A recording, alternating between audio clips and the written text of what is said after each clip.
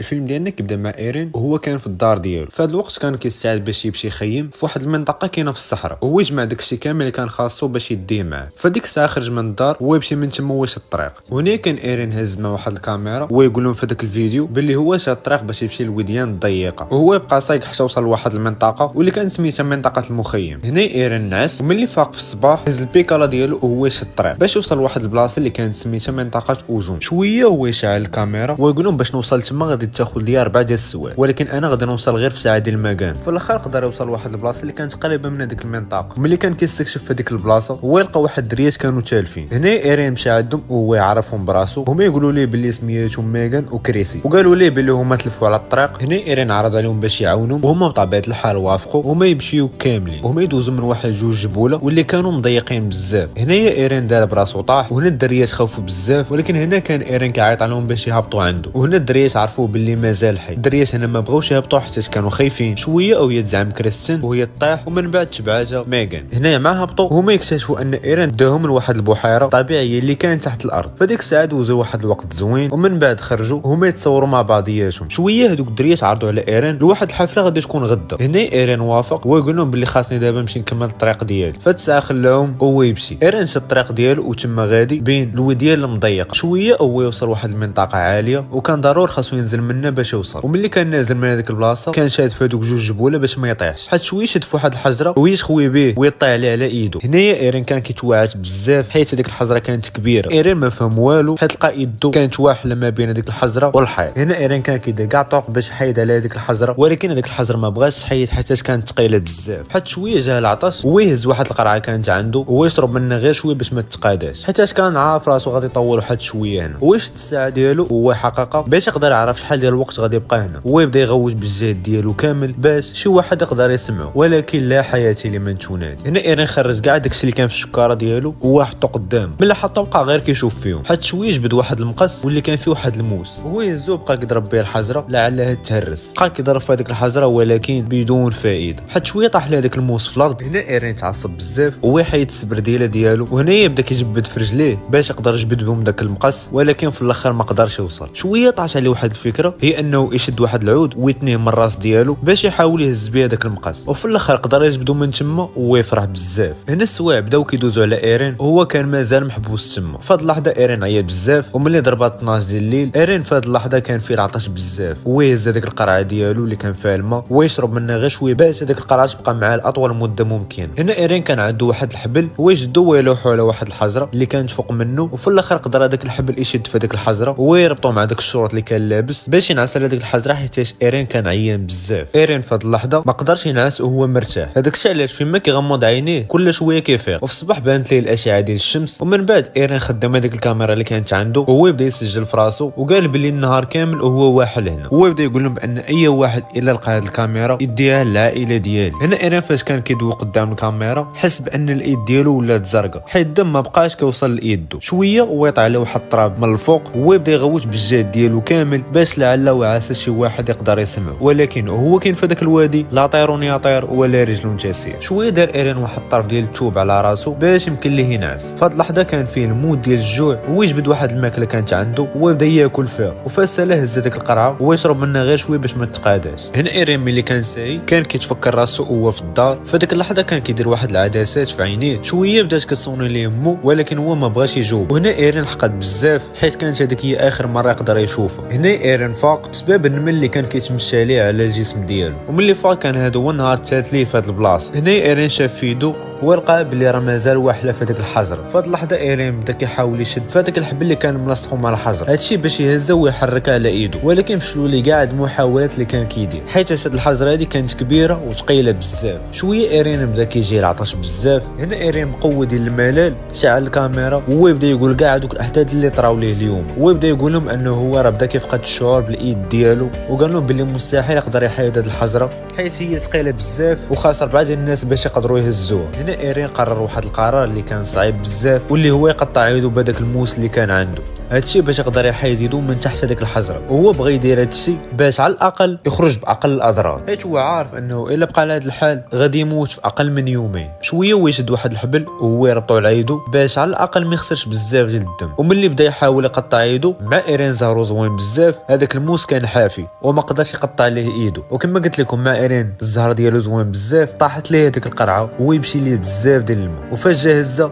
لقى فيها غير واحد شويه. وفي هذه اللحظه ايرين تعصب بزاف، هنايا ضرب واحد الرعد اللي خلع ايرين بزاف، وهنايا بدات الشاكه تصب. هنايا ايرين في هذه اللحظه فرح بزاف حيت اخيرا غادي يقدر يشرب ويعمر هذيك القرعه ديالو. ولكن الفرحه ديالو ما كملاتش حيت هذيك البلاصه اللي كان فيها بدات كتعمر بالماء، وملي بدات هذيك البلاصه كتعمر بالماء بزاف قال ليه غير شويه ويغرق. ولكن لحسن الحظ قدرات هذيك الحجره تتحرك بسبب التيار ديال الماء. في هذه اللحظه ايرين فرح بزاف حيت هو اخيرا قدر يخرج من هذاك الوادي. هنا ايرين بدا كيجري في اتجاه ديال الطوموبيله ديالو، ولكن هنا المفاجاه الكبيره هو ان ايرين كان غير كيحلم. هنا ايرين ما بقاش عارف شنو غادي يدير، واش يقطع يدو ويخرج باقل الاضرار او لا واش يتسنى تما حتى يجي شي واحد ويعاتقو. هنايا في النهار الرابع ايرين دار واحد الفيديو ويبدا يقول لهم داكشي كامل اللي طرا ليه اليوم، وبسبب انه ما بقاش كياكل بزاف بدات كتجي له الهلوسه، ويقول لهم بلي العائله ديالو عزيز عليه بزاف وكان كيتمنى انه يشوفه. وقال انه هو ندمان بزاف حيت كان كيتعامل معهم بواحد الطريقه خايبه. ومن بعد ايرين شرب اخر نقطه ديال الماء شويه ويتصدم ويحس بان الدقات ديال القلب ديالو بداو كينقصوا. هنا فهم ان الجسم ديالو بدا كيتهلك حيت ما بقاش كياكل الماكله بزاف. هنا ايرين بقى عنده غير حل واحد هو انه يقطع ايدو. هنا يشد داك الموس وهو يضربو في يدو وهو يبدا يحرك فيه باش يقطع ايدو، ولكن ما قدرش يكمل حيت كان كيتواعد بزاف. هنا اضطر انه يحيد هذاك الموس من يدو ويشد واحد شويه من الدم ديالو ويبدا يشربو بسبب العطش. هنا ايرين في هذه اللحظه قرر انه ما يستسلمش ويشد هذاك الموس وهو يبدا يضرب في هذيك الحجره باش يقدر يهرسها. هنا ايرين عاوتاني يهز عاوتاني ديك الكاميرا ويبدا يسجل واحد الفيديو ويقول لهم باللي هو كيستاهل كاع هادشي اللي طرا ليه، وقال لهم حيت انا واحد الشخص اناني وكيفكر غير في راسو واللي خايف هادشي كامل هو ان حتى شي واحد ما غادي يعرف الجثه ديالي فين كاين. وملي كان داويس على الشارج ديال الكاميرا هنا بدا كيطيح واحد شويه ديال التراب على ايرين وهو يفقد الوعي. هنا شويه فاق ويبدا يتخيل الولد ديالو قدامه. هنا ايرين تاثر بزاف حيت ما كانش عارف راسو واش من هنا لقدام غادي يقدر يكون اسره ولا لا. هنا ايرين قرر انه يخرج من هنا باي طريقه، بدا كيحاول انه يجر يدو من تما بالقوه ديالو كامله حتى في الاخر انه يقدر يهرس يدو. هنا ايرين بدا كيتاكد واش العظم تحيد ولا لا. هنا يقاس يدو وهو يلقاها باللي ولات رطبه وزرقاء. هنا استغل الفرصه وهو يشد داك الموس وهو يبدا يقطع في يدو. ايرين كان كيدير هادشي بزز حيت كان كيتوعد بزاف في يدو، واخا كان كيبقى يصبر في راسو حيت كان كيتخيل ولدو جالس حداه وكيشجع فيه. ايرين بقى كيضرب بالجاد واخا كيتوعد،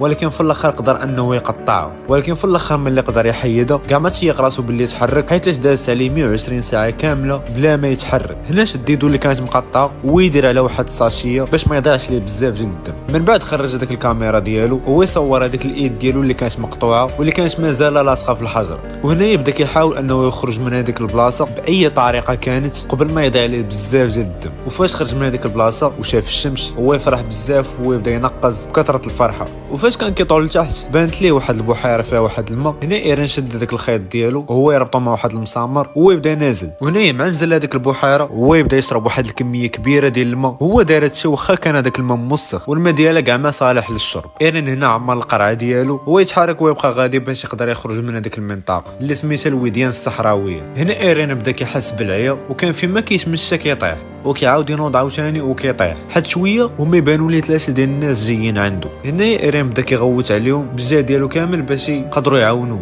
هذوك الناس سمعوه وهما يجيو عنده دغيا. هنايا مع وصلوا عنده وهما يعطيو واحد القرعه ديال الماء اللي كانت صالحه للشرب، ومن بعد عيطوا على واحد صاحبهم واللي كان جاي عندهم بواحد الهليكوبتر. في هذيك الساعه ايرين طلعوا في هذيك الطياره وما يديو للسبيطار باش يداويو. وهنا تيكون سال الفيلم ديالنا. فإلا عجبك هذا الفيلم يوتيوب كتقول ان هذا الفيلم هذا غادي يعجبك اكثر. هنا كيبدا الفيلم ديالنا مع واحد الشخص اللي سميتو بول، وفاش فاق لقى راسو محبوس في واحد القبر وكان هاز في يدو واحد البريكه. هنايا بول كان حازمين ليه يديه ودايرين ليه واحد الزيف على فمه. هنا حيد هذاك الزيف من فمه وهو يبقى يغوت بالجهد ديالو كامل باش يقدر شي واحد يسمع، ولكن حتى شي واحد ما قدر يسمع. فملي جاي يشوف لقى راسو محبوس في واحد القبر، ولكن المشكل هنا هو ان هذاك القبر صغير عليه بزاف لدرجه انه ما يقدرش يتحرك من بلاصتو. هنايا بول شاف واحد المسمار في القبر ديالو ويقدر يحل هذاك الزيف اللي كانوا بيه حازمين ليه يدو. هنا يبدا كيدفع داك التابوت بيديه باش يقدر يحلو، ولكن ولكن ما قدرش حيت هذاك التابوت كان ثقيل بزاف. هنا بول سمع واحد الصوت ديال التليفون كان حداه، هو يمشي هو ياخذو ويتصدم حيت لقى التليفون باللغه العربيه. هنا بول حاول انه يتصل بالبوليس وما يردوا عليه ويقول لهم انا مدفون في واحد المكان مجهول وانا كاين في واحد القبر وهذا القبر صغير عليا بزاف وما نقدرش نحلو. وما يسولوه ما يقولوا ليه انت فين دابا ويقول لهم واقيلا انا كاين في العراق حيت التليفون باللغه العربيه. وقال لهم حيت انا واحد الشيفور ديال واحد الرموك كنوصل البضائع للعراق. وما يقولوا ليه حنا ما نقدروش نعاونوك دابا حيت انت خارج الولايات المتحده الامريكيه. هنا بول تعصب عليهم ويقطع عليهم التليفون. هنا بول كان كيحاول يتصل بمراته ولكن ما كانت كترد عليه ويخلي له واحد الرساله صوتيه. هنا بول قرر انه يتصل بوزاره الدفاع الامريكيه وقال لهم انا مدفون في واحد القبر في العراق ولكن حتى شي واحد ما جاوبو. هنا بول اتصل بوكاله الاستخبار الامريكيه ويقول لهم انا كنوصل البضائع للعراق حيت شويه وما يخرجوا لنا واحد الدراري واللي كانوا مسلحين وما يضربونا بواحد القنابل وما يقتلوا كاع الشوافريه اللي كانوا معاه. ويقول لهم انا هربت ولكن بقاو تابعيني وهما يشيروا عليه بواحد القنبله وانا نفقد الوعي. وفاش فقت لقيت راسي محبوس في واحد القبر اللي كامل مظلم وعندي غير بريكه. هنا قالوا لي شوف هذاك التابوت اللي انت فيه وقرا اي حاجه مكتوبه عليه باش نعرفوا فين تصنع التابوت ومنها نعرفوا بلاصتك فين كاين. هنا بول بدا كيقلب ولكن ما لقى حتى شي حاجه. هنا الريزو تقطع على بول. هنا يبدا كيقلب على الريزو ولكن ما لقاهش. بول هنا تعصب بزاف وهو يبقى يضرب في هذاك التابوت. هنا بول عيط لهذيك الشركه اللي كان خدام معاها واللي كانت شركه ديال نقل البضائع عبر الدول. هنا بول بدا كيدوى معاهم وقال لهم باش يجيو يساعدوه ولكن هما قالوا ليه حنا زرينا عليك من الخدمه. فهاد اللحظه شاف واحد الرقم عراقي عنده في التليفون ويصوني ليه. وهنا كنكتشفوا ان هذاك الشخص اللي خطفو كان عراقي ويقول لي انا دفنتك في هذا القبر حيت انت امريكي. ويقول لي بول انا غير واحد الشيفور كيجيب البضائع للبلاد ديالكم. ويرد عليه ويقول ليه نتوما اللي دمرتوا العراق. وقال لي انا ما نخرجك من التابوت حتى تخلص 5 مليون دولار. هنا بول قال لي انا ما عنديش 5 مليون دولار حيت العائله ديالي فقيره. هنا هذاك العراقي قطع عليه التليفون. وفي هذه اللحظه بول عيط لصاحبه مراته ويقول له انا مدفون في واحد التابوت وما نقدرش نخرج منه خاصك تعاونيني وتعطينا الرقم ديال وزاره الخارجيه. هنا بدات كتملي على هذاك الرقم ويبدا يكتبوا في التابوت. هنا بول بدا كيتصل بوزاره الخارجيه باش يقدروا يعاونوه ويقول لهم انا مدفون في واحد التابوت واللي خاطفنا واحد الشخص عراقي وهو طلب من عندي 5 مليون دولار باش يقدر يخرجني من التابوت. وزاره الخارجيه حاولت الاتصال الطوارئ وهنا الطوارئ قالوا لي ان الحكومه الامريكيه ما غاديش تقدر تخلص هذا المبلغ حيت اللي خاطفك هو واحد الشخص ارهابي. هنا بول تعصب عليهم بزاف وطلع عليه الدم. وهنا قرروا انهم يعاونوه وما يعطوه الرقم ديال مدير تحرير الرهائن في العراق. وفي هذه اللحظه عيط عليه هذاك العراقي ويقول لي واش تقدر تاخذ 5 مليون دولار. ويقول لي بول الحكومه الامريكيه ما وافقاتش انها تخلص 5 مليون دولار. وقال لي بول انت يا واحد الشخص ارهابي هذاك الشيء علاش ما قدروش يخلصوها. ويقول لي هذاك العراقي انا ماشي ارهابي وهاد الفلوس اللي غادي ناخذها من عندكم هي من جزء ديال الفلوس اللي خديتوها من العراق. ويقول لي انا ما عندي حتى شي علاقه بهذا الشيء اللي كيطرا وانا غير واحد المواطن باغي غير نعيش ونعيش العائله ديالي. ورد على هذاك العراقي ويقول ليه حتى انا مواطن وانتم اللي ديتوا لي فلوسي وفلوس ديال المواطنين العراقيين حتى هما. ويقول لي العراقي انا غادي نعاونك ولكن بغيتك دير واحد الفيديو ولا سجلت هذاك الفيديو غادي نخفض هذاك المبلغ. ويقول لي هذاك العراقي حدا رجلك كاينين واحد الحوايج غادي تحتاجهم. هنا بول مشى كيقلب حدا رجليه ويلقى واحد البوله وموس وواحد الشمع حتى ومن الفوق واحد الورقه اللي كان مكتوب فيها داك الشيء اللي غادي يقول في الفيديو. هنا بول اتصل بالمدير ديال تحرير الرهائن ويقول ليه داك الشيء اللي قال ليه العراقي. هنا داك المدير قال ليه وياك انك تصور الفيديو ويقول لي تسنى واحد شويه حنا غادي نتابعوا التليفون ديالك فين كاين. هنا يعاود صوني لهذاك العراقي ويقول ليه واش سجلتي الفيديو ولا لا. ويقول ليه مازال ما سجلتوش. هنا داك العراقي قال ليه انت ماشي اول واحد غادي ندفنوه هنا كانوا قبال منك مدفونين وداروا داك الفيديو وخرجتهم وحاليا ماشي غير انت بوحدك اللي مدفون هنا. هنا بول فقد الامل كاع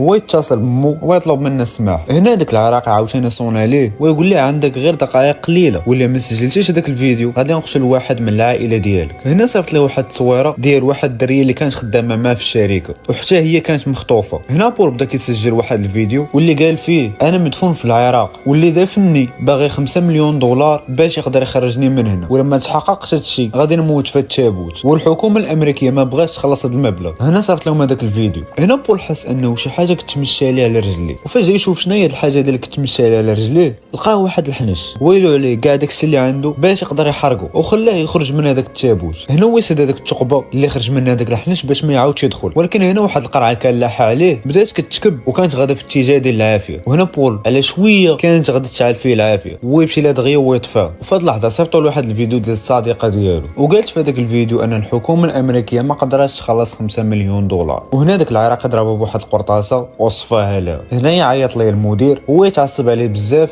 حيت قال ليه ما تصورش هذاك الفيديو، ويقول ليه بان هذاك الفيديو انتشر على يوتيوب وكاع مواقع التواصل الاجتماعي. هنا بول تفاجأ بواحد الانفجار اللي كان كبير بزاف وهو يبدا يطيح على هذاك التراب من الفوق. هنا بول قطع واحد شويه من حوايجو ويمشي يسد بهذاك التقابي اللي كانوا في هذاك التابوت. هنا بول صونا للمدير ديالو وقال ليه باش يعاونو، ولكن قال ليه المدير انت جرينا عليك بسبب العلاقه ديالك مع واحد الموظفه كاينه معنا في الشركه وما نقدروش نتراجعوا على القرار. هنا داك التراب بدا كيطيح عليه في كل بلاصه في هذاك التابوت وما بقاش عنده بزاف ديال الوقت. هنا المدير ديال تحرير الرهائن صونا لبول ويقول ليه هذاك الانفجار اللي طرا هو بسبب الجيش الامريكي وهما قصفوا هذوك اللي خطفوك وهما يقتلوهم، وقال ليه انه صعيب لقاو بلاصتك فين كاينه حيت اللي دفنوك هما بوحدهم اللي عارفينك انت فين، ولكن للاسف هما ماتوا، ولكن حنا غادي نحاولوا نلقاو بلاصتك عن طريق الشبكه اللي كاينه في التليفون. ولكن هنا بول فقد الامل في كل شيء وعرف ان النهايه ديالو قربات. هنا يشعل هذاك التليفون وهو يبدا يصور واحد الفيديو ويقول لهم هذا هو اخر يوم غادي تسمعوا فيه الصوت ديالي او غادي تشوفوني. وهنا ديك البريكه سالا هذاك الغاز اللي فيها وطفات. هنا يصونا ليه هذاك العراقي وهنا بول عرف انهم ما ماتوش ويرجع ليه الامل من جديد ويقول له احنا ما متناش ولكن الحكومه الامريكيه هي اللي كتكذب عليك، ويطلب منه باش يسجل واحد الفيديو وهو كيقطع فيه صبعانه. ولكن بول رفض ويقول لي الا ما سجلتيش الفيديو غادي نقتل العائله ديالك كامله، وهو يعطي العنوان ديال العائله ديالو فين كاينه باش يثبت لي انه هو ما كيضحكش. وهنا بول بدا كيسجل هذاك الفيديو وهو كيقطع في صبعانه، وفي الساله سمع واحد الناس كيحلوا في التابوت. وهنا بول بدا كيشوف الشمس من بعد هذه المعاناه كامله لاول مره، ولكن هنا الصدمه انه كان غير كيحلم. وفي هذه اللحظه صونا مدير تحليل الرهائن ويقول ليه باللي احنا عرفنا بلاصتك ودابا غادي نجيو عندك. وهنا مرة شو صونات ليه واللي كانت معصبه عليه بزاف، هو يقول له ما بقاش بزاف وغادي نخرج وهادشي كامل غادي يسالي وانا غنرجع لكم عاوتاني. هنا مدير ديال تحرير الرهائن صونا ليه ويقول له احنا واقفين فوق التابوت ديالك وفي هذه اللحظه غادي نخرجوك ونحيدوا التراب اللي كاين فوق التابوت ديالك. هنا بول بدا كيسمع دوك الامريكيين وهما كيحلوا في التابوت، ولكن اكتشفوا ان هذا ماشي هو بول، هذاك التابوت كان لشخص اخر. وهنا التراب بدا كيغطي هذاك التابوت ديال بول، والمدير اعتذر لبول بزاف حيت ما وصلش عنده باش يعاونو، وبول مات في هذاك التابوت وسالات الحياه ديالو.